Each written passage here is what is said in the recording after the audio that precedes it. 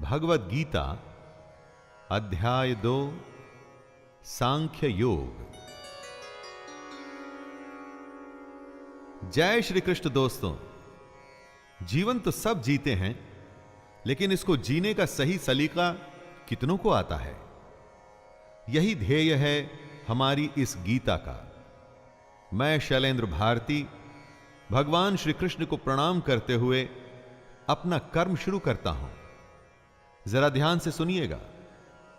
पहले अध्याय में आपने अर्जुन का विषाद, उसका दुख, उसकी दुविधा जानी। अब श्री कृष्ण उसका उत्तर देंगे और इस अध्याय का नाम है सांख्य योग। इसमें अर्जुन की कायरता तथा उसके भ्रम को लेकर विश्लेषण है, उसका एनालिसिस है। दोस्तों, यहां से शुरुआत होती है उस ज्ञान की जिसके लिए भगवद गीता दुनिया का सबसे महानतम ग्रंथ और ज्ञान का भंडार माना जाता है।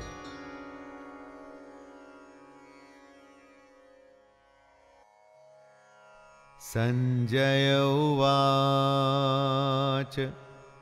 तं तथा कृपयाविष्टम् अश्रुपूर्णाकुलेक्षणम् विषिदन्तमिदं वाक्यम् उवाच मधुसूदनः। संजय कहते हैं, उस प्रकार करुणा से भरे हुए और आंसुओं से पूर्ण तथा व्याकुल नेत्रों वाले शोक युक्त उस अर्जुन को भगवान देखते हैं। अर्जुन दुख से घिरा हुआ है, आशा खत्म हो चुकी है, हिम्मत टूट चुकी है, और ऐसे में कृष्ण उसे समझाना शुरू करते हैं। जहां युद्ध का वर्णन होना चाहिए था, वहां दुख और विषाद का माहौल है। अर्जुन की आंखों में आंसू, मन में निराशा है। यह एक बहुत बड़ी हैरानी की बात थी। धृतराष्ट्र या संजय कोई भी इसकी आशा नहीं कर रहे थे। अर्जुन का दुख देखकर कृष्ण उत्तर देने के लिए तैयार होते हैं। दोस्तों, यही है गीता। अर्जुन या हम सबकी शंका और ईश्वर या कृष्ण का ज्ञान। श्री भगवानुवाच कुतस्त्वाकश्मलमिदं विषमे समुपस्थितम् अनार्यजुष्टमस्वर्ग्यम् अकीर्तिकरमर्जुन। श्री भगवान बोलते हैं, हे अर्जुन, तुझे इस समय असमय में यह मोह किस हेतु से प्राप्त हुआ? क्योंकि न तो यह श्रेष्ठ पुरुषों के द्वारा आचरित है, न स्वर्ग को देने वाला है, और न कीर्ति को करने वाला ही है। युद्ध के समय ऐसी शंका, यह तो असमय है। दोस्तों, इस तरह अपने शत्रु के प्रति मोह दिखाने का काम अर्जुन जैसे योद्धा कैसे कर सकते हैं? अपने कर्म से अगर हम मुंह मोड़कर मोह या किसी और वजह से हताश बैठ जाएं, तो वो ठीक नहीं है। इससे कभी कोई लाभ नहीं होता। क्लैब्यमास्मगमः पार्थ नैतत्त्वयुपपद्यते क्षुद्रं हृदय दौर्बल्यं त्यक्त्वोत्तिष्ठ परंतप। कृष्ण समझा रहे हैं, हे अर्जुन, नपुंसकता को मत प्राप्त हो। अगर तू युद्ध में आया है तो युद्ध कर, ऐसे डर मत। तेरे जैसे धनुर्धर के लिए यह ठीक नहीं है, सही नहीं कि इस तरह से मन की कमजोरी दिखाओ। दोस्तों, श्री कृष्ण यहां नपुंसकता का अर्थ शक्तिहीनता, कमजोर हो जाना, युद्ध से मुंह मोड़ लेने वाली बात कर रहे हैं। यानी कि जो धर्म कहता है उसके अनुसार कर्म तो करना ही चाहिए। स्वयं को कमजोर मानकर बात को छोड़ देना यह सही नहीं है। बुरे समय में अगर हमें भी जब आशंका सताए, यही बात हमें याद रखनी चाहिए कि मन की दुर्बलता छोड़ हमें सिर्फ उस कर्म के बारे में सोचना चाहिए जो हम करने के लिए आए हैं।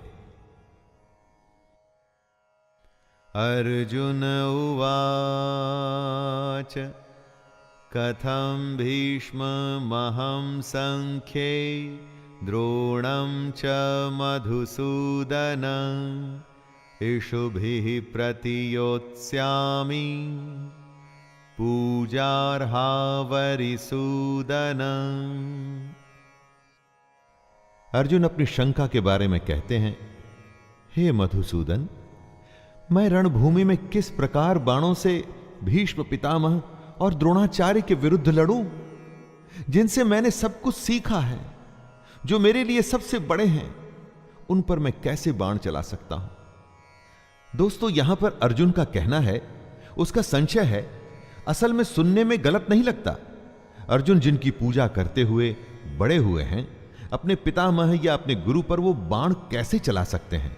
लेकिन युद्ध का तो यही काम है। बाण शत्रु और अपने में भेद नहीं करता। जब वो चलता है तो प्राण लेने के इरादे से, जिसे करने में इस वक्त अर्जुन असफल हो रहे हैं। गुरु न हत्वा हि महानुभावान् श्रेयो भोक्तुं भैक्षमपि हलोके हत्वार्थकामांस्तु गुरुनिहैव भुञ्जीय भोगान् रुधिर प्रदिग्धान्। अर्जुन की दुविधा गलत नहीं लगती जब वो ऐसा कहते हैं कि इन महानुभाव गुरुजनों को न मारकर मैं इस लोक में भिक्षा का अन्न भी खाना कल्याणकारक समझता हूं। यहां पर अर्जुन कहते हैं कि इन गुरुजनों को मारकर इस दुनिया में किसी भी तरह का लाभ ले लूं, उसका क्या मतलब है। अपने इन लोगों को मारकर उससे अर्थ और भोग, धन धान्य, ऐश्वर्य, ये सब तो मैं प्राप्त कर लूंगा, परंतु ऐसे भोगों से क्या प्राप्त होगा। दोस्तों, अर्जुन ही नहीं, दुनिया में न जाने कितने लोग ऐसे होते हैं जिन्हें लगता है कि परिवार भी न छूटे और मोक्ष भी प्राप्त हो जाए, परंतु यह तो संभव नहीं। न चैतद्विद्मः कतरन्नो गरीयो यद्वा जयेम यदि वा नो जयेयुः यानेव हत्वा न जिजीविषामस्तेव स्थिताः प्रमुखे धार्तराष्ट्राः। अर्जुन कहते हैं, हम ये भी नहीं जानते कि हमारे लिए युद्ध करना और न करना, इन दोनों में से कौन सा श्रेष्ठ है, अथवा ये भी नहीं जानते कि उन्हें हम जीतेंगे या वे हमको जीतेंगे। और जिनको मारकर हम जीना भी नहीं चाहते, वे ही हमारे आत्मीय धृतराष्ट्र के पुत्र हमारे मुकाबले में खड़े हैं।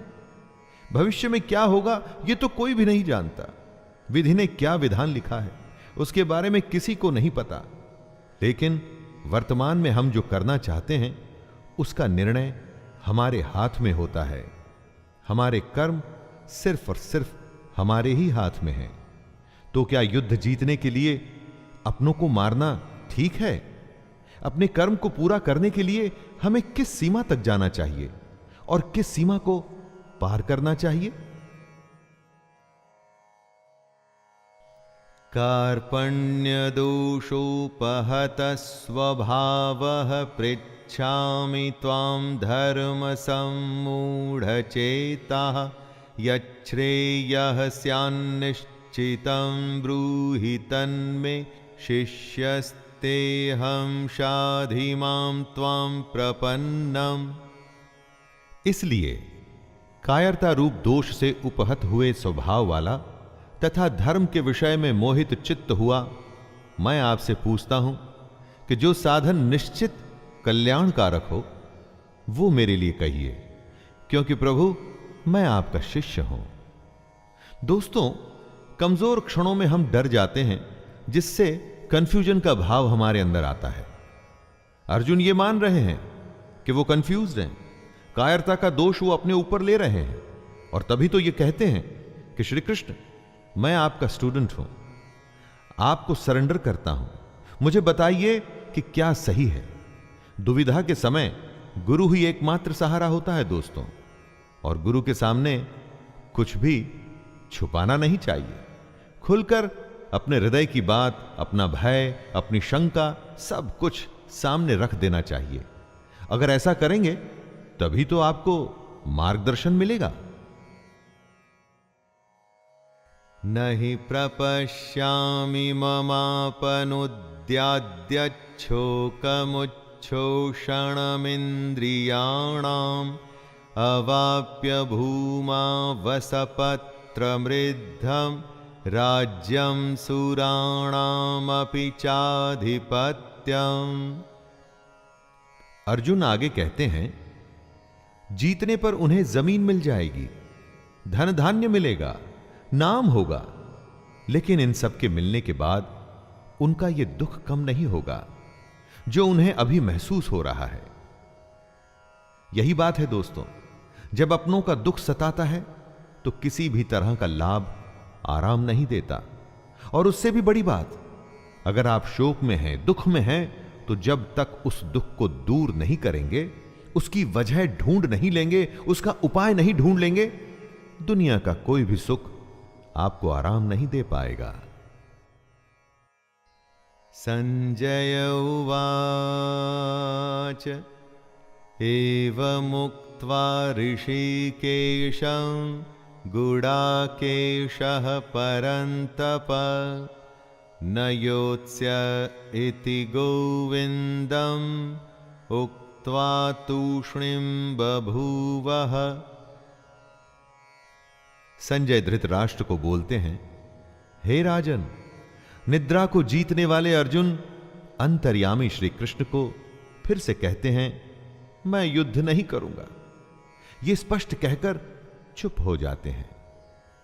यानी निद्रा हमारी नेचुरल आवश्यकता है, इस पर दुनिया में कोई भी विजय नहीं पाया है।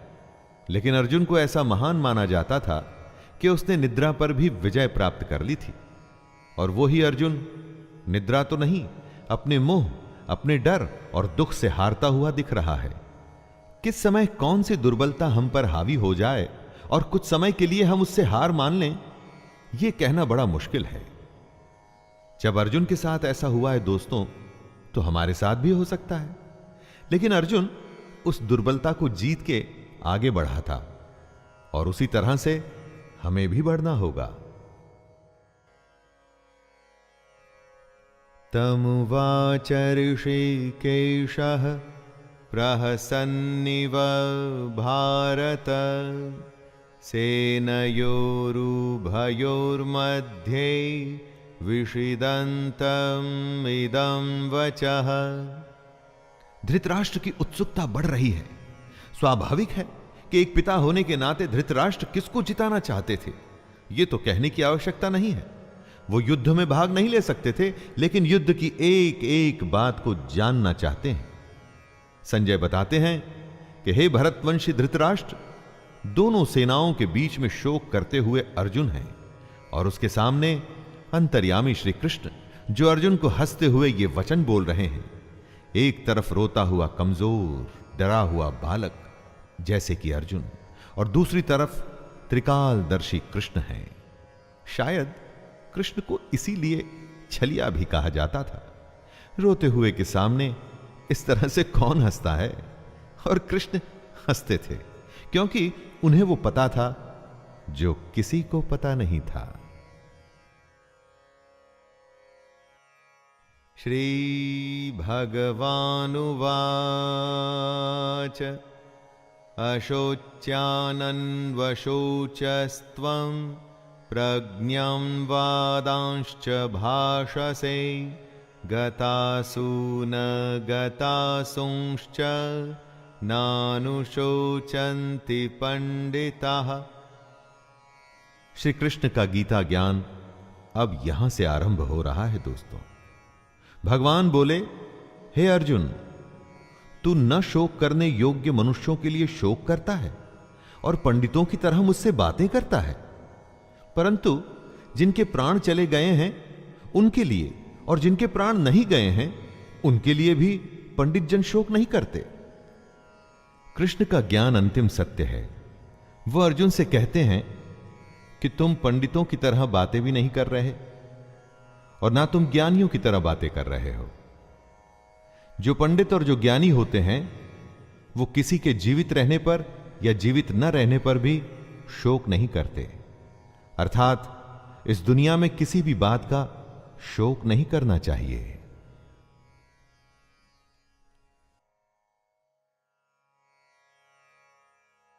न त्वैवाहं जातु नासं न त्वं नेमे जनाधिपः न चैव न भविष्यामः सर्वे वयमतः परम।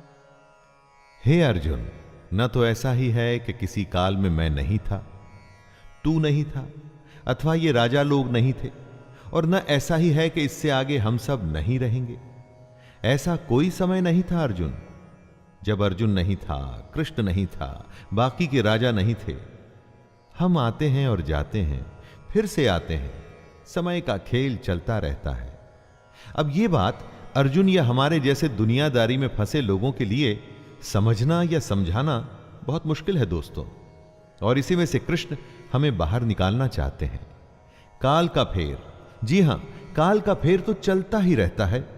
हर काल में हमारे जैसे, अर्जुन के जैसे और कृष्ण के जैसे लोग होते हैं। आने वाले समय में भी हम तीनों होंगे और ऐसा ही खेल फिर से होगा। देहिनोऽस्मिन् यथा देहे कौमारं यौवनं जरा तथा देहान्तरप्राप्तिर्धीरस्तत्र न मोह्यते। कृष्ण जीवन का खेल समझाते हुए कहते हैं, जैसे जीवात्मा की इस देह में बालकपन, जवानी और वृद्धावस्था होती है, वैसे ही अन्य शरीर की प्राप्ति होती है। इस विषय में धीर पुरुष मोहित नहीं होता। हमारी आत्मा तो वही रहती है, लेकिन शरीर बचपन से बुढ़ापे तक बदलता है। वैसे ही नए जन्म में नया शरीर मिलता है। दोस्तों, कृष्ण कहते हैं कि बदलाव प्रकृति का नियम है। जो अभी है वो अगले पल बदल चुका है। आपको चाहे वो दिखे या न दिखे, आप उसे महसूस करें या न करें। जब बदलाव नियम है, ऐसे नियम के लिए फिर दुखी क्यों होना? जो नहीं बदलता उसे कहते हैं आत्मा। आत्मा की इस परिभाषा को ध्यान से समझ लीजिए। शरीर बदलता है दोस्तों, आत्मा कभी नहीं बदलती।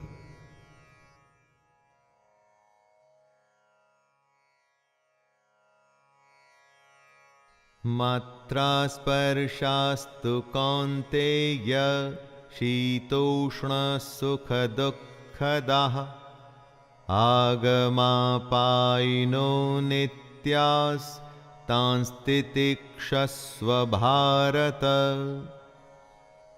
हे कुंती पुत्र, सर्दी, गर्मी और सुख दुख को देने वाले इंद्रिय और विषयों के संयोग तो उत्पत्ति, विनाशशील और अनित्य हैं।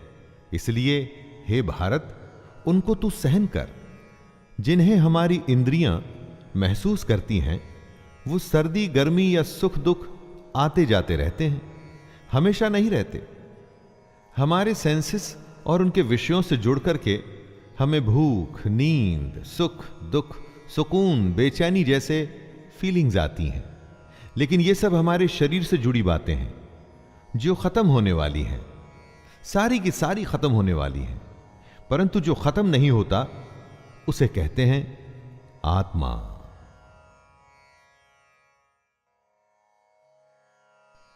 यम ही न व्यथयन्त ये ते पुरुषं पुरुषर्षभ समदुःख सुखं धीरं सोमृततत्त्वाय कल्पते।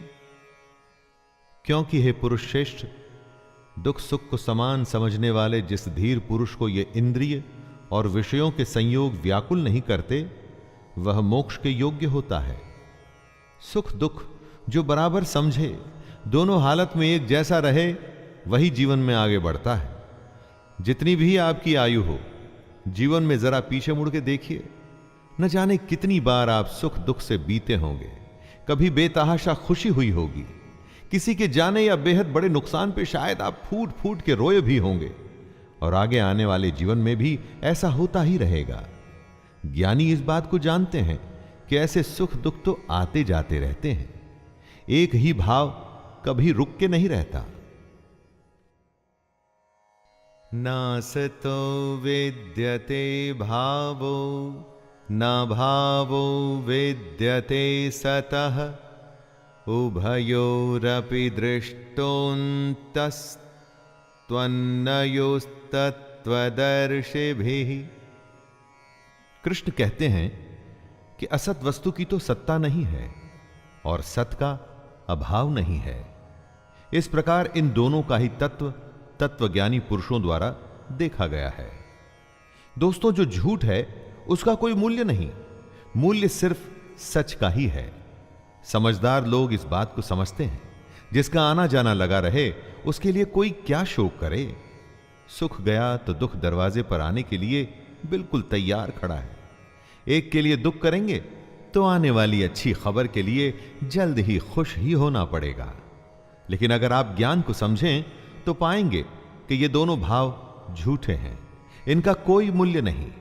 मूल्य है तो सिर्फ आत्मा का, जो निरंतर है, और सिर्फ वही सच है।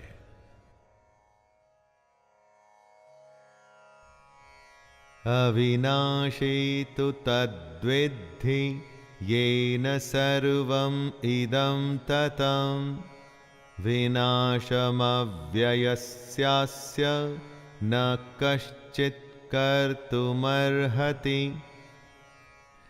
नाश रहित तो तू उसको जान जिससे ये संपूर्ण जगत दृश्य वर्ग व्याप्त है। इस अविनाशी का विनाश करने में कोई भी समर्थ नहीं है। मतलब परमानेंट सिर्फ वही है जिसमें ये पूरा जगत, पूरी दुनिया समाई हुई है, जो सबसे बड़ा सच है। बाकी सब कुछ आता जाता रहता है, सिर्फ ये सच्चाई ही हमेशा के लिए है। इस बात को समझने में डिफिकल्टी आ सकती है, ऐसा भी लग सकता है कि समझ नहीं आई, लेकिन इसको समझे बिना कोई हल भी तो नहीं है। हमारी आत्मा ही दुनिया की सबसे बड़ी सच्चाई है। यही आत्मा हमारे भीतर है, और जब यह आत्मा बाहर है तो पूरी दुनिया जो हमें दिखती है ना, वो भी इसी में समाई हुई है। अंतवंत इमे देहा नित्यस्योक्ताः शरीरिणः अनाशिनो प्रमेयस्य तस्माद्युध्यस्व भारत। सबसे बड़ी सच्चाई है हमारी आत्मा, जो मरती नहीं। बाकी सब कुछ हमारा शरीर या हमारे भाव हैं जो मर जाते हैं। कृष्ण कहते हैं, हे भरतवंशी अर्जुन, तू युद्ध कर, क्योंकि ये आत्मा अमर है, इसका मरना संभव नहीं। इसीलिए इसे सबसे बड़ी सच्चाई कहा गया है। महापुरुष इसी ज्ञान, इसी आत्मा को समझने में अपना पूरा जीवन संन्यास में, समाधि में, ध्यान में बिता देते हैं। कृष्ण का कहना है कि शरीर नाशवान है और आत्मा अमर है, और वही सच्चाई है, तो शोक किस बात का करना। य एनं वेत्ति हन्तारं यश्चैनं मन्यते हतम् उभौ तौ न विजानीतो नायं हन्ति न हन्यते। जो इस आत्मा को मारने वाला समझता है तथा जो इसको मरा हुआ मानता है, वे दोनों ही नहीं जानते सच्चाई को, क्योंकि ये आत्मा वास्तव में न तो किसी को मारती है और न किसी के द्वारा मारी जाती है। अर्थात आत्मा सिर्फ होती है, उसका होना ही सच है, बाकी कुछ नहीं। ये तो अज्ञान ही है जो हमें यह सोचने पे मजबूर करता है कि हमने किसी को मार दिया या हम मार देंगे। लोग अपने अहंकार में ऐसा समझते हैं कि वे बहुत कुछ कर सकते हैं या बहुत कुछ कर चुके हैं। यह सिर्फ उनकी नादानी है, अज्ञानता है।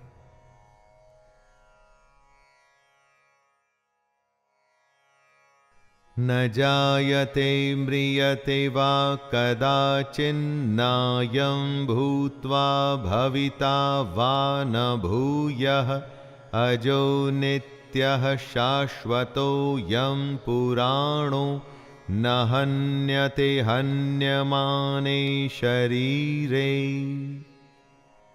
कृष्ण आगे समझाते हैं कि ये आत्मा किसी काल में भी न तो जन्मती है और ना ही मरती है, तथा न ये उत्पन्न होकर फिर होने वाली ही है, क्योंकि ये तो अजन्मा, नित्य, सनातन और पुरातन है। शरीर के मारे जाने पर भी ये मरती नहीं। आत्मा हमेशा रहती है, हर काल में। बाकी सब कुछ आता है और जाता है। आत्मा कल, आज और कल हमेशा रहेगी। गीता की सबसे गंभीर बात का यह मूल है दोस्तों, जब कुछ नहीं था तो आत्मा थी, जब कुछ नहीं होगा तो भी आत्मा होगी। आत्मा को छोड़ बाकी सब बदलेगा, आएगा और जाएगा।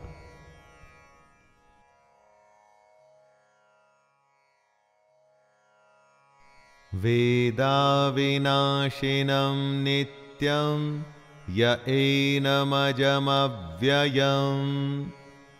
कथं स पुरुषः पार्थकं घातयति हन्तिकम्। हे पृथापुत्र अर्जुन, जो पुरुष इस आत्मा को नाश रहित, नित्य, अजन्मा और अव्यय मानता है, वह पुरुष कैसे किसको मरवाता है और कैसे किसको मारता है? जो इस बात को समझता है कि आत्मा ही सबसे बड़ा सच है, वो किसी को कैसे मार सकता है या कैसे मरवा सकता है? इस बात को समझने का मतलब है कि ब्रह्म रूपी सच को समझना, ब्रह्म को समझना। सच से अधिक हम झूठ को महत्व देते हैं, आत्मा से अधिक हम पार्थिव शरीर को। पार्थिव शरीर जो मिट्टी से बना है और अग्नि में जल के उसी में मिल जाएगा और फिर से मिट्टी हो जाएगा। महत्व हमें देना है अपनी आत्मा को, जो हमेशा थी और हमेशा रहेगी। वासांसि जीर्णानि यथा विहाय नवानि गृह्णाति नरोपराणि तथा शरीराणि विहाय जीर्णान् यन्यानि संयाति नवानि देहि। जैसे मनुष्य पुराने वस्त्रों को त्याग कर दूसरे नए वस्त्रों को ग्रहण करता है, वैसे ही जीवात्मा पुराने शरीरों को त्याग कर दूसरे नए शरीरों को प्राप्त होता है। मतलब आत्मा को छोड़ बाकी सब कुछ बदलता है, एकदम वैसे ही जैसे हम कपड़े बदलते हैं। पुराने कपड़े के फट जाने पर, उसके धागे धागे अलग हो जाने पर उसे छोड़ दिया जाता है। वैसे ही अलग अलग कारण से जब मृत्यु होती है और शरीर रहने लायक नहीं रहता, तब आत्मा उसे छोड़कर दूसरे शरीर में चली जाती है। शरीर की आयु होती है, परंतु आत्मा की नहीं। जब देह की आयु पूरी हो जाती है तो उसकी सांसें रुक जाती हैं और आत्मा अपने एक घर को छोड़कर दूसरे घर में जाती है।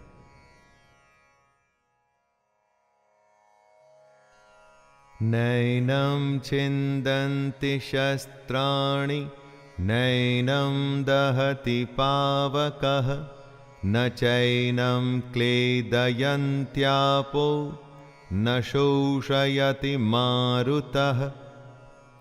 इस आत्मा को शस्त्र नहीं काट सकते, इसको आग नहीं जला सकती, इसको जल नहीं गला सकता और वायु सुखा नहीं सकती। आत्मा कोई वस्तु नहीं कि कट जाए, जल जाए या सूख जाए। आत्मा के इसी स्वरूप को कृष्ण समझा रहे हैं। जैसे कपड़ा फटता है, गल जाता है, उसी तरह से आत्मा को कोई वस्तु समझना भूल होगी। उस आत्मा को अपनी इस दुनिया की किसी चीज से मत तोलिए। आत्मा किसी के भी जैसी नहीं, उसका कोई दूसरा उदाहरण संभव ही नहीं। आत्मा अपने आप में विरली और अनूठी है। यह हमसे पहले भी थी और आगे भी रहेगी।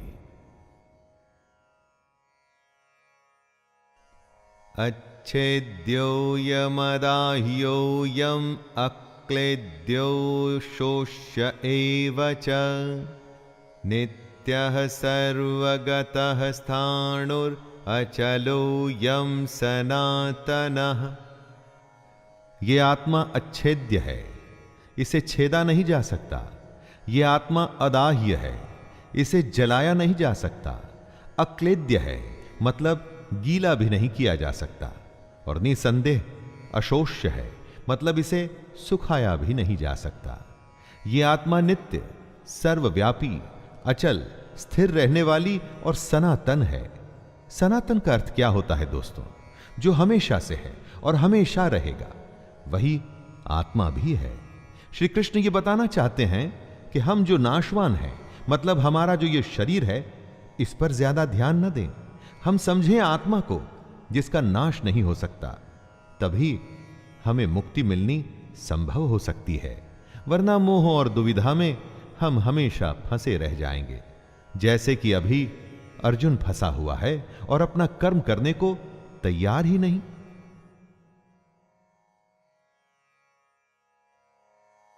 अव्यक्तोऽयमचिन्त्योऽयम् अविकार्योमुच्यते तस्मादेवं विदित्वैनं नानुशोचितुमर्हसि। आत्मा का स्वरूप अव्यक्त है, मतलब इसे व्यक्त नहीं कर सकते, समझा नहीं सकते। इसको अचिंत्य कहते हैं, इसको आप सोच भी नहीं सकते। यह आत्मा विकार रहित है, आत्मा में कोई कमी नहीं होती दोस्तों। कृष्ण आगे कहते हैं कि हे अर्जुन, इस आत्मा को उपर्युक्त प्रकार से जानकर तू शोक करने के योग्य नहीं है, अर्थात तुझे शोक करना उचित नहीं है। आत्मा अव्यक्त इसलिए है क्योंकि इस आत्मा को हम अपनी इंद्रियों से नहीं समझ सकते। इंद्रियां इस दुनिया के लिए है और इन इंद्रियों से हम हैप्पीनेस, सैडनेस, सर्दी, गर्मी, टचिंग, खाना पीना, ऐसी भौतिक एक्टिविटीज करते हैं। आत्मा इन सब से परे है। अथ चैनं नित्यजातं नित्यं वा मन्यसे मृतं तथापि त्वं महाबाहो नैवं शोचितुमर्हसि। आत्मा का ये ज्ञान कृष्ण अर्जुन को इसलिए दे रहे हैं कि वो जिनके लिए शोक कर रहा है वो व्यर्थ है। कृष्ण समझाते हैं कि हे अर्जुन, यदि तू इस आत्मा को जन्म लेने वाली तथा सदा मरने वाली मानता है, तो हे महाबाहो, तू इस प्रकार शोक करने के योग्य नहीं है। दोस्तों, अगर अर्जुन आत्मा को जन्म लेने वाला और मरने वाला समझता है, तो भी शोक करने का कोई अर्थ नहीं है। अगर अर्जुन आत्मा को शरीर की तरह ही जन्म लेने वाला और मरने वाला समझता है, तो भी युद्ध में मरने वालों के लिए शोक करने का कोई मतलब नहीं। जातस्तहि ध्रुवो मृत्युर्ध्रुवं जन्म मृतस्य च तस्मादपरिहार्येऽर्थे न त्वं शोचितुमर्हसि। कृष्ण कहते हैं कि हे अर्जुन, अगर तुम ये मानते हो कि जन्मे हुए की मृत्यु निश्चित है और मरे हुए का जन्म निश्चित है, तो इससे भी इस बिना उपाय वाले विषय में तुम्हें शोक करने का कोई हक नहीं है। जन्म और मृत्यु तो जुड़े हैं एक के बाद दूसरे का होना, तो फिर शोक क्यों करना? जिसका जन्म हुआ उसका अंत तो निश्चित है, और अगर आत्मा ने जन्म लिया है तो उसका मरना भी निश्चित है। कृष्ण यहां यह कह रहे हैं कि न जाने कितनी ही बार हम उन बातों के लिए शोक करते हैं जिसका होना तय है। यह समझदारी नहीं है। जो तय है वो होगा ही, और जो होगा ही, तो उसके लिए शोक करके अपने आप को कमजोर या दुर्बल बनाने की क्या आवश्यकता है? अव्यक्तादीनि भूतानि व्यक्तमध्यानि भारत अव्यक्तनिधनान्येव तत्र का परिदेवना। हे अर्जुन, संपूर्ण प्राणी जन्म से पहले अप्रकट थे और मरने के बाद भी अप्रकट हो जाने वाले हैं, केवल बीच में ही प्रकट है। फिर ऐसी स्थिति में शोक क्या करना? हमारा होना, किसी का भी होना, उनके जन्म और मृत्यु के बीच में होता है, तो फिर शोक किसके लिए करना? अचानक से एक जन्म होता है, जब कोई नहीं था तो वो एक नया खिलखिलाता हुआ नया जीवन आता है, खुशियां लिए हुए, लेकिन उसके साथ ही किसी के जाने की भी तैयारी शुरू हो गई है। ऐसा तो हो नहीं सकता कि हम अच्छे को स्वीकार करें और बुरे के लिए शोक मनाते रहें। जीवन के सच को हमें मानना पड़ेगा। आश्चर्यवत् पश्यति कश्चिदेन माश्चर्यवद्वदति तथैव चान्यः आश्चर्यवच्चैनमन्यः शृणोति श्रुत्वाप्येनं वेद न चैव कश्चित्।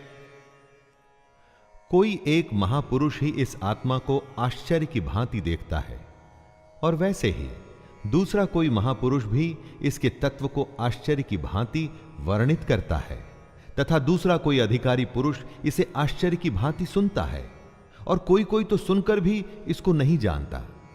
यानी कि आत्मा को समझना बेहद बेहद और बेहद मुश्किल है। कुछ आत्मा के बारे में सुन के हैरान होंगे कि ऐसा कैसे हो सकता है।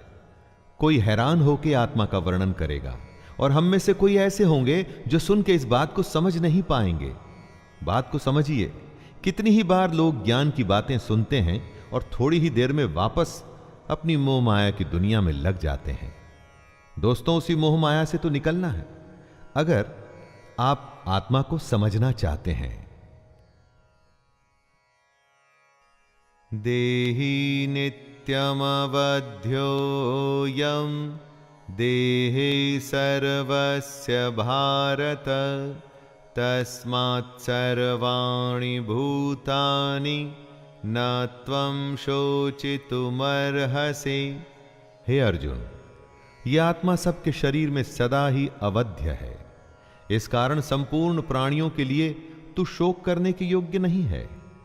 अवध्य यानी आत्मा का वध करना संभव नहीं है। जब आत्मा को कोई मार ही नहीं सकता और आत्मा ही एक सच है, तो तू शोक किसके लिए कर रहा है? दोस्तों, सबसे बड़ी बात जो सामने आती है वो ये कि इस आत्मा को समझें कैसे। इसको समझना ही मोक्ष की प्राप्ति है। स्वधर्ममपि चावेक्ष्य न विकम्पितुमर्हसि धर्म्याद्धियुद्धाच्छ्रेयोऽन्यत् क्षत्रियस्य न विद्यते।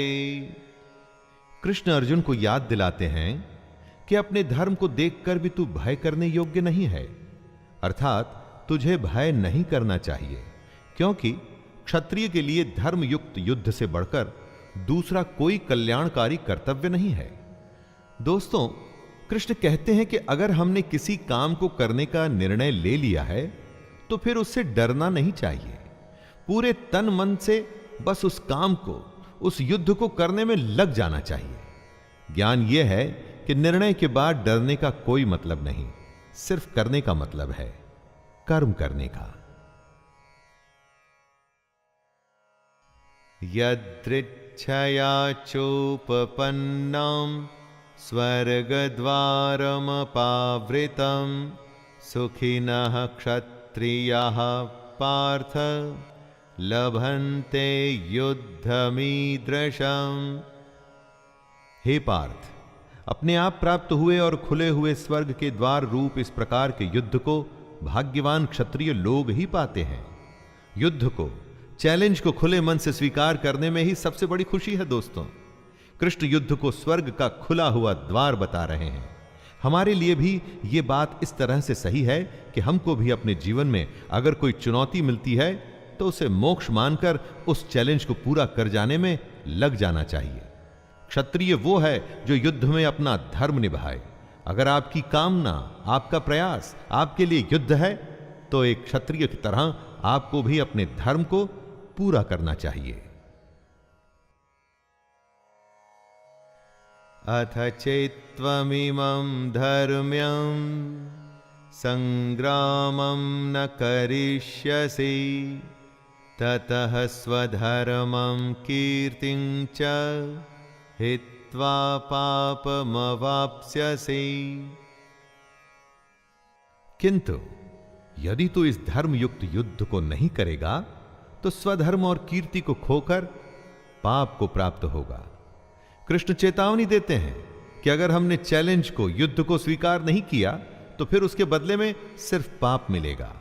हमारा स्वभाव हम में युद्ध करने की क्षमता, शक्ति को पैदा करता है, और अगर हमारा स्वभाव हमें युद्ध से दूर लेके जा रहा है तो मतलब हम अपने धर्म से दूर हो रहे हैं और पाप के भागी हो रहे हैं। अकीर्तिं चापि भूतानि कथयिष्यन्ति ते व्ययां संभावितस्य चाकीर्तिर्मरणादतिरिच्यते। कृष्ण कहते हैं, हे अर्जुन, सब लोग तेरी बहुत काल तक रहने वाली अपकीर्ति का भी कथन करेंगे, और माननीय पुरुष के लिए अपकीर्ति मरण से भी बढ़कर है। मतलब युद्ध करने से अगर मना कर दिया तो उससे बड़ा अपमान, उससे बड़ी बेइज्जती कुछ नहीं हो सकती। कुछ लोगों की भीड़ में अगर आप जाते हैं तो सब आपको सम्मान से देख आपकी प्रशंसा करते हैं, और दूसरी स्थिति में आप कहीं जाते हैं तो लोग अपमान से देखते हैं, अपनी नजरें फेर लेते हैं। आपको क्या स्वीकार है, यश या अपकीर्ति, अपमान या सम्मान? युद्ध को छोड़ देने का मतलब ही अपमान है। भयाद्रणादुपरतं मंस यन्ते त्वां महारथाः येषां च त्वं बहुमतो भूत्वा यास्यसि लाघवम्। अर्जुन, जिनकी दृष्टि में तू पहले बहुत सम्मानित होकर अब लघुता को प्राप्त होगा, वे महारथी तुझे भय के कारण युद्ध से हटा हुआ मानेंगे। दोस्तों, अर्जुन को सब महान योद्धा समझते थे। अगर अर्जुन युद्ध से हट जाता तो वो उसे कायर मानते। चाहे अर्जुन हो या हम, युद्ध न करने में बहुत अपमान होता है। अच्छा या बुरा, छोटा या महान, सब तुलना का खेल है दोस्तों। इस खेल में हार जीत तो होती ही है, इसके अलावा युद्ध में कौशल दिखाना भी एक बहुत बड़ी बात होती है। और अगर कोई युद्ध से ही मुंह फेर ले तो समाज में उसे कहीं जगह नहीं मिलती।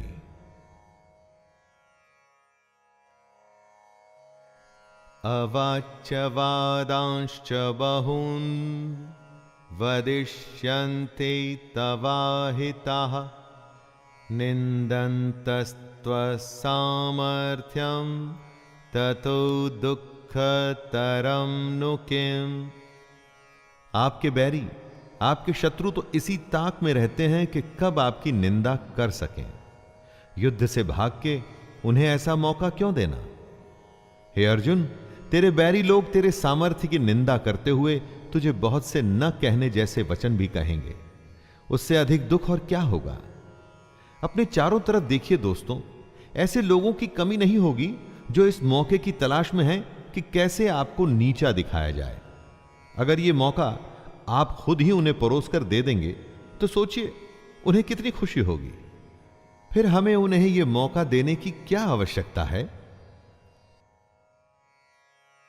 हतो वा प्राप्स्यसि स्वर्गं जित्वा वा भोक्ष्यसे महीम् तस्मादुत्तिष्ठ कौन्तेय युद्धाय कृतनिश्चयः। या तो तू युद्ध में मारा जाकर स्वर्ग को प्राप्त होगा अथवा संग्राम में जीतकर पृथ्वी का राज्य भोगेगा। इस कारण हे अर्जुन, तू युद्ध के लिए निश्चय करके खड़ा हो जा। आज की दुनिया में इसी बात को सोच के देखिए दोस्तों, पूरे जी जान से खेलने पर आप हार जीत की चिंता नहीं करते, क्योंकि आप अपना सब कुछ झोंक चुके होते हैं। जीतने पर नाम होता है और हारने पर भी आप अपने और दूसरों के मन में सम्मान पाते हैं, क्योंकि आपने धर्म के अनुसार युद्ध किया। इसलिए अपनी चुनौतियों से, चैलेंजेस से कभी भी मुंह नहीं मोड़ना चाहिए। सुख दुखे समे कृत्वा लाभालाभौ जया जयौ ततो युद्धाय युज्यस्व नैवं पापमवाप्स्यसि। जय पराजय, लाभ हानि और सुख दुख को समान समझकर उसके बाद युद्ध के लिए तैयार हो जा। इस प्रकार युद्ध करने से हे अर्जुन तू पाप को नहीं प्राप्त होगा। दोस्तों, अपनी चुनौती में अगर आप अपना सर्वस्व लगा देते हैं तो जीतने पर तो सब कुछ मिलेगा ही, लेकिन अगर हार भी जाते हैं तो अफसोस नहीं होगा, निराशा नहीं होगी, क्योंकि आपके पास जो भी था वो आपने युद्ध में, अपनी चैलेंजेस में लगा दिया। अब इस स्थिति को बड़े ध्यान से देखिए। युद्ध में अपना सब कुछ लगाने पर हार जीत में अंतर कम हो जाता है, और यही तो कृष्ण भी कह रहे हैं कि सुख और दुख को एक जैसा समझें और बस युद्ध में लग जाएं। अच्छा बुरा सबको एक जैसा समझकर बस अपने काम, अपनी चुनौती में लग जाइए। एषा ते विहिता सांख्ये बुद्धिर्योगे त्विमां शृणु बुद्ध्या युक्तो यया पार्थ कर्मबंधं प्रहास्यसि। हे पार्थ, यह बुद्धि तेरे लिए ज्ञान योग के विषय में कही गई है, और अब तू इसको कर्म योग के विषय में सुन। दोस्तों, अब कृष्ण कर्म योग के बारे में बता रहे हैं, जिससे कर्मों के बंधन को तोड़ा जा सके, नष्ट किया जा सके। ज्ञान सोचने और समझने की बात है, और कर्म व्यवहारिक यानी प्रैक्टिकल, सच्चाई, दोनों तरीके हैं अपने गंतव्य, मंजिल या डेस्टिनेशन पर पहुंचने के।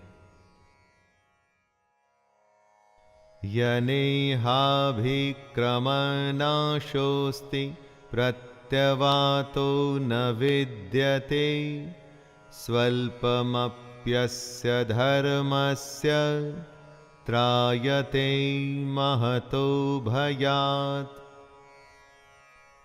इस कर्म योग में आरंभ का अर्थात बीज का नाश नहीं है, और उल्टा फल रूपी दोष भी नहीं है, बल्कि इस कर्म योग रूपी धर्म का थोड़ा सा भी साधन जन्म मृत्यु रूपी महान भय से रक्षा करवा देता है। सबके लिए ज्ञान का, साधना का, साधुओं का मार्ग संभव नहीं है। हमारे जैसे अधिकतर लोगों को कर्म योग अपनाना चाहिए। अगर कर्म योग को समझ के उस पर हम सब चल सकें तो कभी निराशा नहीं होगी। अगर इस कर्म योग को हम थोड़ा सा भी समझ लें तो जन्म और मृत्यु के डर से हमेशा के लिए बच सकते हैं। व्यवसायात्मिका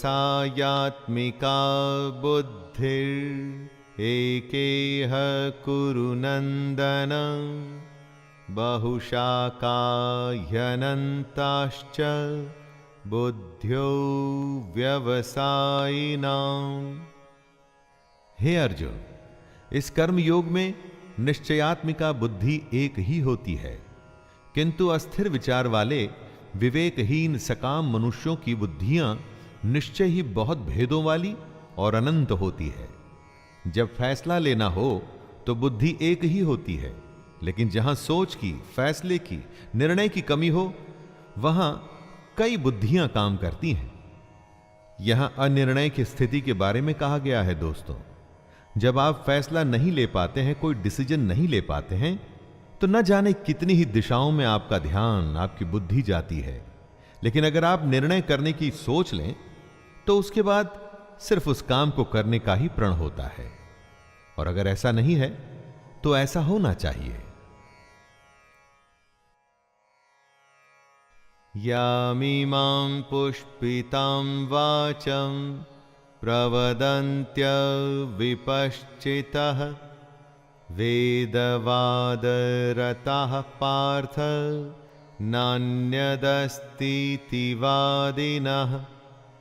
हे अर्जुन, जो भोगों में तन्मय हो रहे हैं, जो कर्म फल के प्रशंसक वेद वाक्यों में ही प्रीति रखते हैं, जिनकी बुद्धि में स्वर्ग ही परम प्राप्य वस्तु है और जो स्वर्ग से बढ़कर दूसरी कोई वस्तु ही नहीं देखते, यानी ऐसे लोग जो कर्म के बदले में होने वाले सिर्फ फल लाभ की ही बात करते हैं।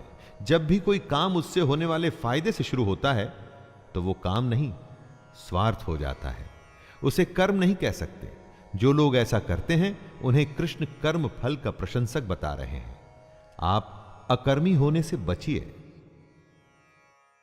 कामात्मानः स्वर्गपरा जन्म कर्म फल प्रदां क्रिया विश्लेष बहुलां भोगैश्वर्य गतिं प्रति। ऐसे लोगों को कृष्ण ढोंगी बताते हैं। वो कहते हैं, हे अर्जुन, ऐसा कहने वाले हैं वे अविवेकी जन इस प्रकार की जिस पुष्पित अर्थात दिखाऊ शोभा युक्त वाणी को कहा करते हैं, ऐसे लोग ढोंगी होते हैं। यानी वो लोग जो कर्म की बात सिर्फ इसलिए करते हैं ताकि उन्हें बदले में भोग और ऐश्वर्य जैसे फल या लाभ मिल सकें, काम से ज्यादा उसके होने वाले फायदे की बात करना ढोंग है। कई लोग आपको मिलेंगे जो जमीन पर इतना काम नहीं करेंगे जितना वो हवाई किले बनाएंगे। दोस्तों, ऐसे ढोंगी लोगों से बचना चाहिए। भोगैश्वर्य प्रसक्तानां तया परित चेतसां व्यवसायात्मिका बुद्धिः समाधौ न विधीयते। जो कर्म की बातें सिर्फ भोग और ऐश्वर्य के लिए करते हैं, जिनका ध्येय सिर्फ भोग और ऐश्वर्य है, उन पुरुषों की परमात्मा में निश्चयात्मिका बुद्धि नहीं होती। यानी ऐसे लोगों का ध्येय स्वार्थ होता है, फायदा होता है, भगवान या अपने काम में सच्ची लगन नहीं होती। ऐसे लोगों की संगत से बचना चाहिए। इनकी पहचान होती है इनके नेगेटिव रवैये से। इनकी बातों से आप समझ जाएंगे कि काम में इनकी कोई रुचि नहीं, बस उस काम का फल भोगने में इनको बहुत रुचि है। त्रैगुण्य विषया वेदा निस्त्रैगुण्यो भवार्जुन निर्द्वन्द्वो नित्यसत्वस्थो निर्योगक्षेम आत्मवान। हे अर्जुन, वेदों के कर्म कांड हमारी प्रकृति के 3 गुणों से जुड़े हैं। इसलिए तू उन भोगों एवं उनके साधनों में आसक्तिहीन, हर्ष शोकादि द्वंद्वों से रहित, नित्य वस्तु परमात्मा में स्थित योग और क्षेम को न चाहने वाला और स्वाधीन अंतःकरण वाला हो। यहां पर कृष्ण अत्यंत कठिन लेकिन सबसे बड़ी बात कह रहे हैं। वो कहते हैं कि वेद भी सिर्फ 3 गुणों में ही सीमित हो जाते हैं, उससे आगे वो भी नहीं जानते। उससे आगे है कर्मयोग। उनका कहना है कि कर्म करो लेकिन उसमें आसक्ति नहीं, उससे जुड़े सुख दुख से लगाव न रखो। यावानर्थ उदपाने सर्वतः संप्लुतोदके तावान् सर्वेषु वेदेषु ब्राह्मणस्य विजानतः। बेहद बड़े जलाशय के प्राप्त हो जाने पर छोटे जलाशय में मनुष्य का जितना प्रयोजन रहता है, उसी तरह से अगर जिसने ब्रह्म तत्व को समझ लिया तब उसके लिए वेदों की कोई आवश्यकता नहीं। पोथी पढ़ पढ़ जग मुआ, पंडित भया न कोय। पोथी या वेद से ही आपको सफलता मिले ऐसा सोचना गलत है। कर्म योग तो उस बड़े तालाब की तरह है कि अगर यह मिल गया तो छोटे तालाब की आवश्यकता आपको क्यों रहेगी। कर्म का खेल इतना बड़ा है कि उसके आगे सारे ज्ञान छोटे पड़ जाते हैं। लेकिन कर्म को समझना पड़ेगा कि आखिर ये होता क्या है। कर्मण्यैवाधिकारस्ते मा फलेषु कदाचन मा कर्मफल हेतुर्भुर्मा ते संगोस्त्वकर्मणि। तेरा कर्म करने में ही अधिकार है, उसके फलों में कभी नहीं। इसलिए तू कर्मों के फल के लिए काम मत कर। और ऐसा भी ना हो कि तू कर्म ही ना करे। कर्म करना है लेकिन फल के लिए नहीं। गीता के सबसे लोकप्रिय श्लोक में इस श्लोक की गिनती होती है। कर्म करना है लेकिन फल के लिए नहीं, उसे अपना धर्म और अपना कर्तव्य समझकर। योगस्थः कुरु कर्माणि संगत्यक्त्वा धनंजय सिद्धय सिद्धयोः समो भूत्वा समत्वं योग उच्यते। कृष्ण योग को और समझा रहे हैं।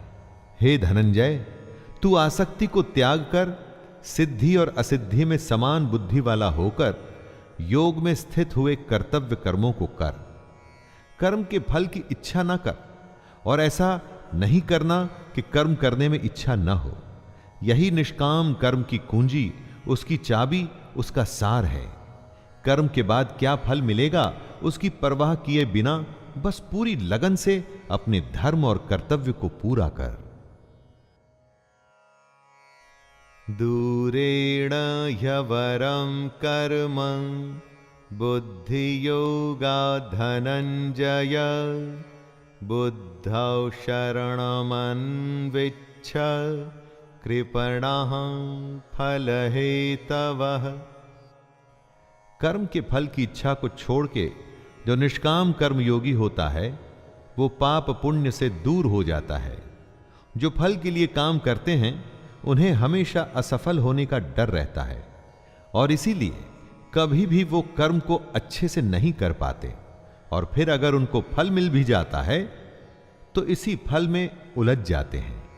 इसलिए हमें बुद्धि योग की शरण में आना चाहिए, लगन सिर्फ काम में और भगवान में। तब बुद्धि निश्चय से काम कर पाती है। बुद्धि युक्तो जहातीह उभे सुकृत दुष्कृते तस्माद्योगाय युज्यस्व योगः कर्मसु कौशलम्। बुद्धि योग की शरण में आने से बिना फल के काम करने वाला इसी दुनिया में पाप पुण्य से मुक्त हो जाता है। हे अर्जुन, तू समत्व रूप योग में लग जा। मतलब अच्छा हो बुरा हो, सुख हो या दुख हो, सभी में एक ही तरीके से समभाव से तू बस अपना कर्म, अपना कर्तव्य करता रहे। कर्मजं बुद्धियुक्ता हि फलं त्यक्त्वा मनीषिणः जन्मबन्धविनिर्मुक्ताः पदं गच्छन्त्यनामयम्। आम इंसान कर्म करके उसके फल को प्राप्त कर खुश होता है, और उसके बाद दूसरे फल के लालच में फिर से नए कर्म में लग जाता है। इसमें फल के बारे में सोचना ही प्रधान है, और यही गलत बात है। अगर आप अपनी सारी शक्ति, क्षमता और इच्छा सिर्फ कर्म में लगाएं और फल को भूल जाएं, तो क्या होगा? आपका ध्यान कर्म में रहेगा, आप उस कर्म में बेहतर होंगे, आपकी तरक्की होगी। और रही बात फल की, तो सोच के देखिए, अगर आपने कर्म किया है तो आखिर फल जाएगा कहां?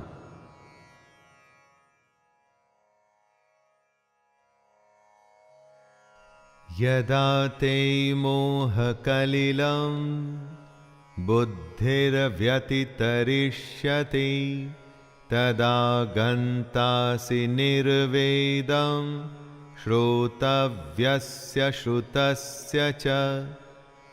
कर्म के फल का मोह हो या रिश्तों का मोह, धन या ऐश्वर्य का मोह, यही मोह हमें फंसाता है। जब बुद्धि मोह के दलदल से निकल जाती है, तब परमात्मा के पास आने की राह निकल आती है। रिश्ते, धन, ऐश्वर्य बुरे नहीं, उनसे मोह बुरा है, क्योंकि जब आपका लगाव इन वस्तुओं से हो जाता है तो सोचने की शक्ति कम हो जाती है।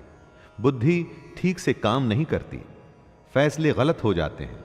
इसलिए इस मोह को बुरा बताया गया है। धृतराष्ट्र के पुत्र मोह से ही पूरा महाभारत हुआ।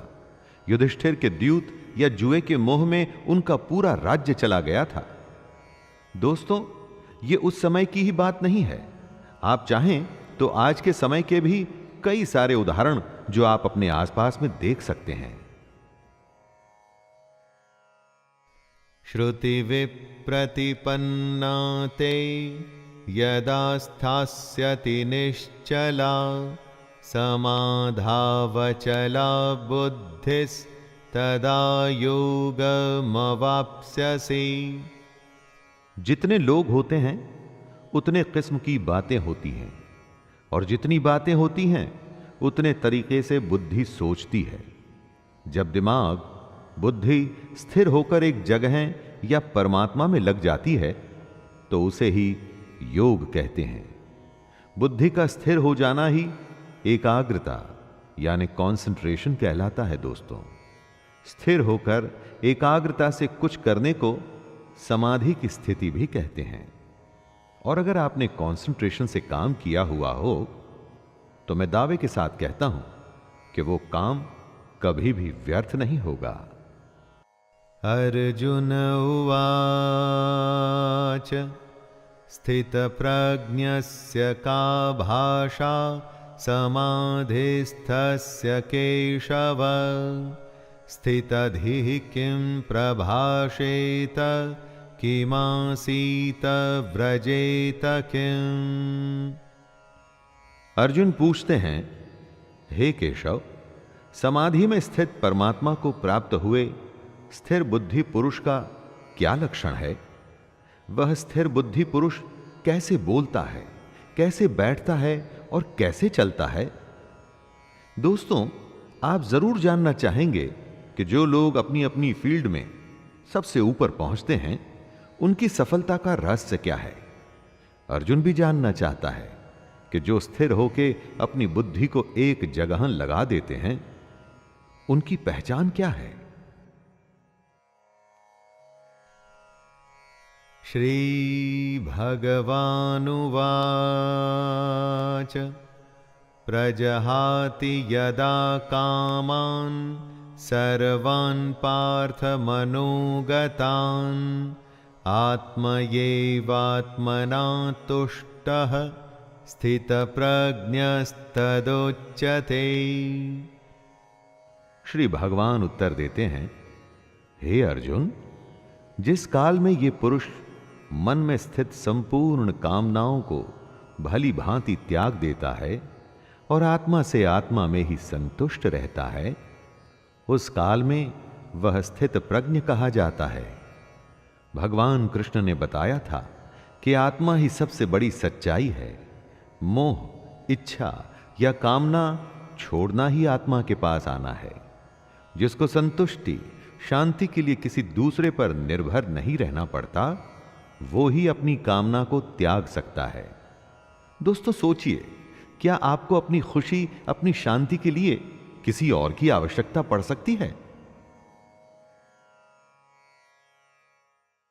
दुःखेष्वनुद्विग्नमनः सुखेषु विगतस्पृहः वीतरागभयक्रोधः स्थितधीर्मुनिरुच्यते।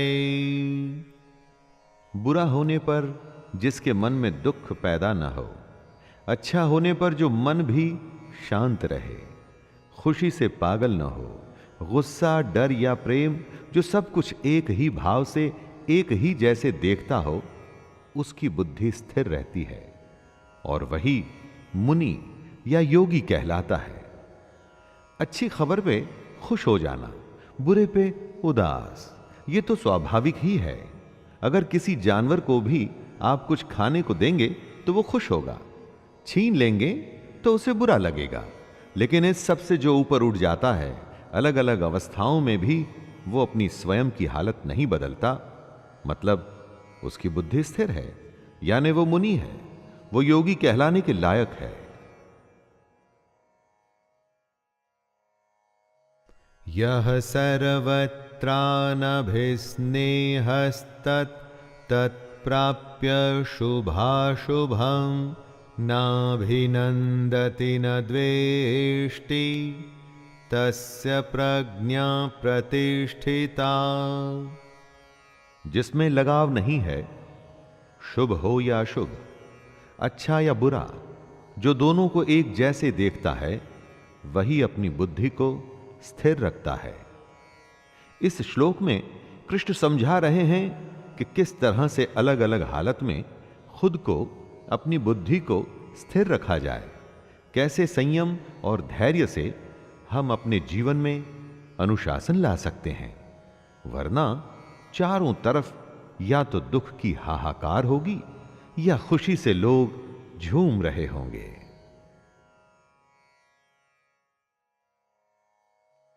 यदा संहरते चायं कूर्मोऽङ्गनीव सर्वशः इन्द्रियाणीन्द्रियार्थेभ्यस्तस्य प्रज्ञा प्रतिष्ठिता।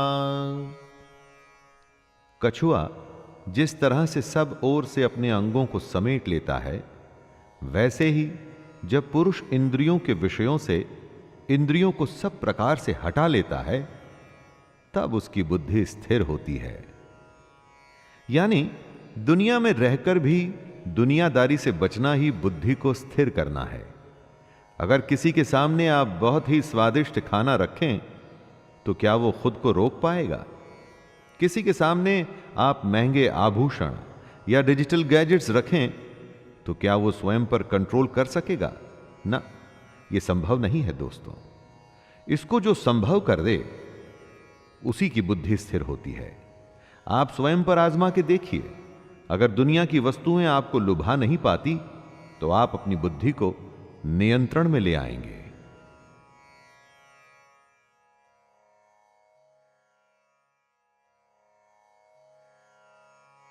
विषया विनिवर्तन्ते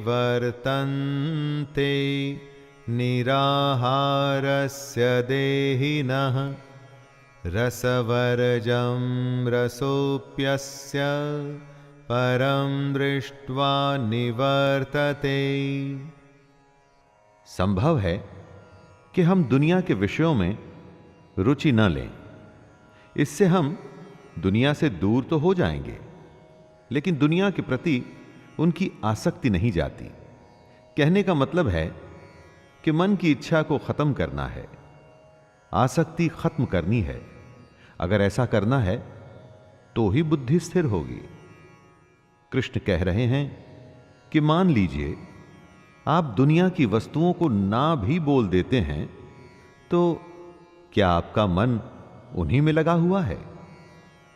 आसक्ति, इच्छा खत्म करनी है, तभी तो मोह खत्म होगा। मन के लगाव को ही मोह कहते हैं। यततो ह्यापि कौन्तेय पुरुषस्य विपश्चितः इन्द्रियाणि प्रमाथीनि हरन्ते प्रसभं मनः। हे अर्जुन, आसक्ति का नाश न होने के कारण ये प्रमथन स्वभाव वाली इंद्रियां प्रयास करते हुए बुद्धिमान पुरुष के मन को भी बलपूर्वक हर लेती हैं। कृष्ण समझा रहे हैं कि जहां आप अपनी इच्छा या अपनी आसक्ति खत्म नहीं करते, वहां इंद्रियां आपको अपने वश में कर लेती हैं। सोचिए, कितनी ही बार ऐसा होता है कि सुख दुख आपके वश में नहीं, आप सुख दुख के वश में हो जाते हैं।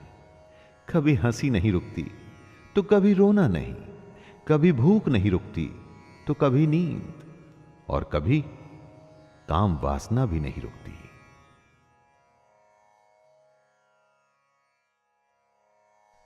तानि सर्वाणि संयम्य युक्त आसीत मत्परः वशे हि यसेन्द्रियाणि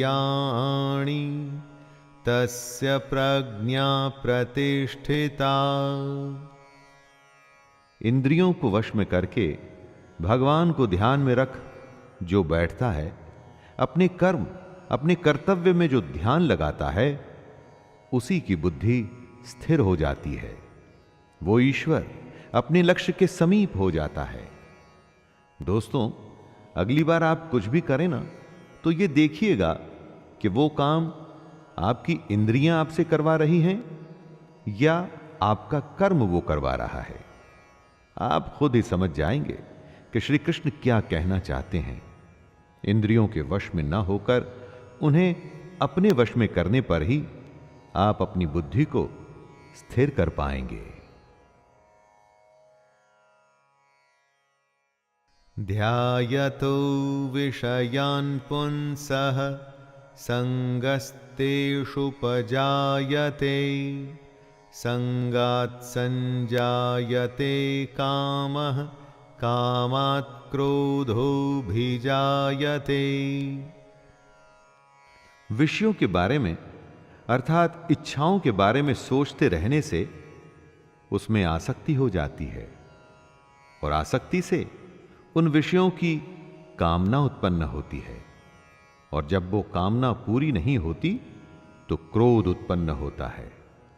जिस तरह ज्यादा खाने से भूख बढ़ती है, ज्यादा सोने से नींद बढ़ती है, उसी तरह से जब आप अपनी इच्छाओं के बारे में सोचते रहते हैं तो बस उसी में फंस के रह जाते हैं, और उसे ही आसक्ति कहते हैं। आसक्ति के बढ़ने को कामना कहते हैं, और कामना के पूरा न होने पर गुस्सा आता है, और तब आप अपनी समझ खो देते हैं।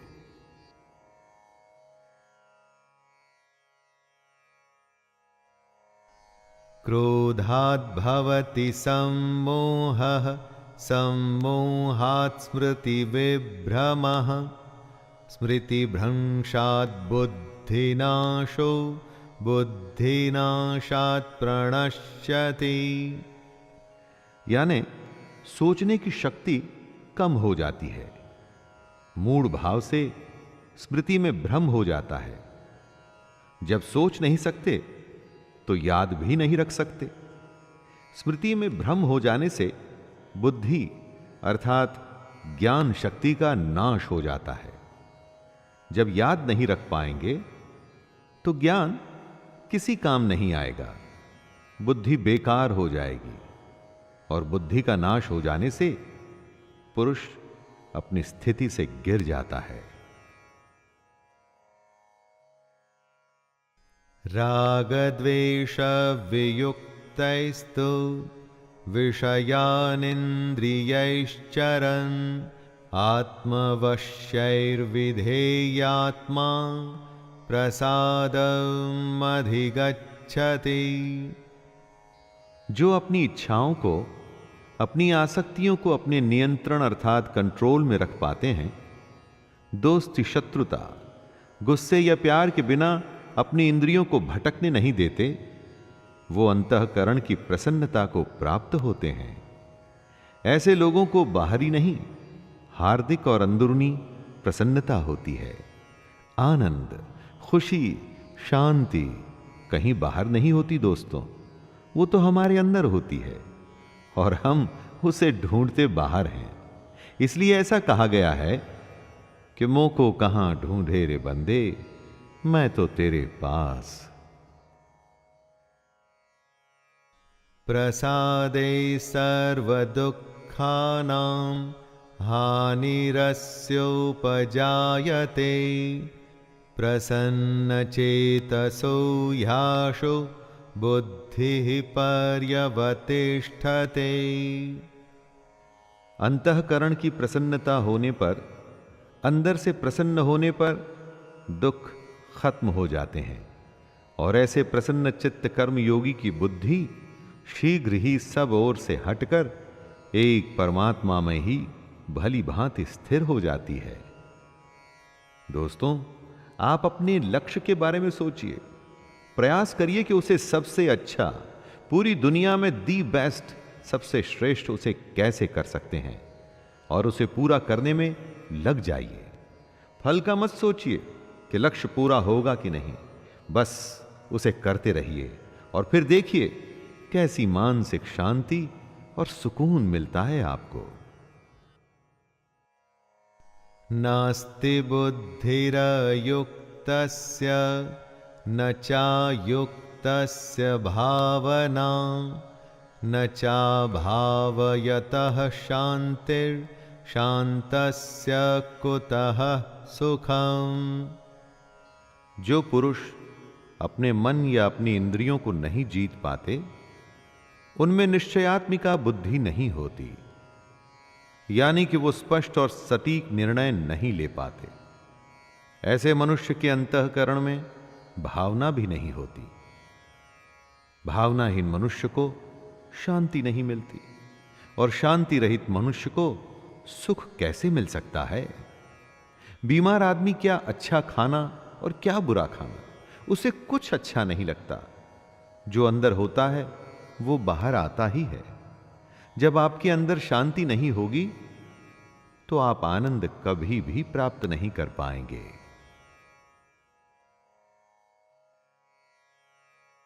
इंद्रियाणां हि चरतां यन्मनोनो विधीयते तदस्य हरति प्रज्ञां वायुर्नावमिवाम्भसि।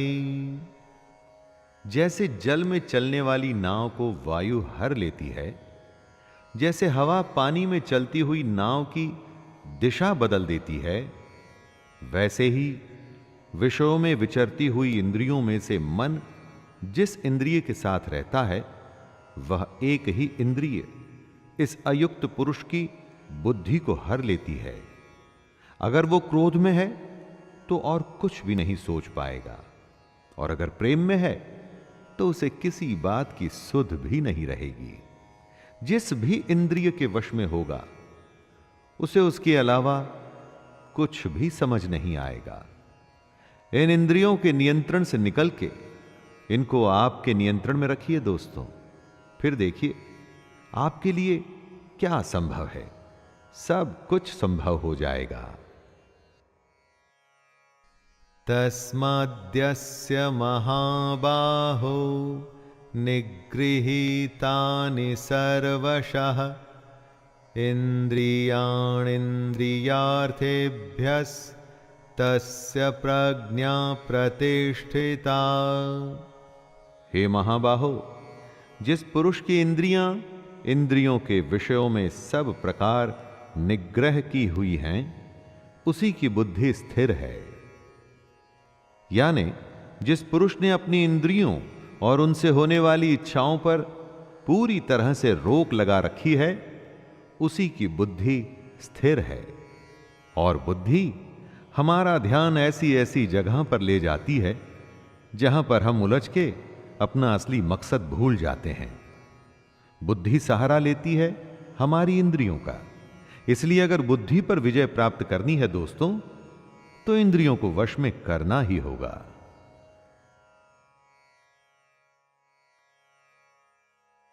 या निशा सर्वभूतानां तस्यां जागर्ति संयमी यस्यां जाग्रति भूतानि सा निशा पश्यतो मुनेः।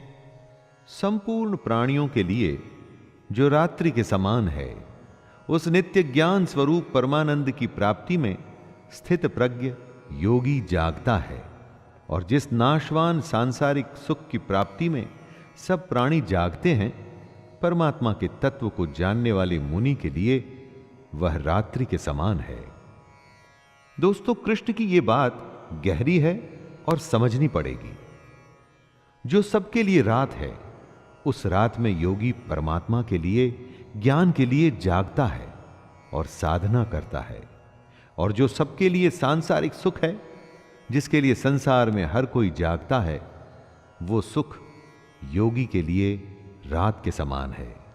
जब सब सोते हैं तो मेहनती बच्चा रात में जाग के पढ़ता है और परीक्षा में वो ही अव्वल आता है। आपूर्यमाणमचलप्रतिष्ठं समुद्रमापः प्रविशन्ति यद्वत् तद्वत् कामायं प्रविशन्ति सर्वे स शान्तिमाप्नोति न कामकामी।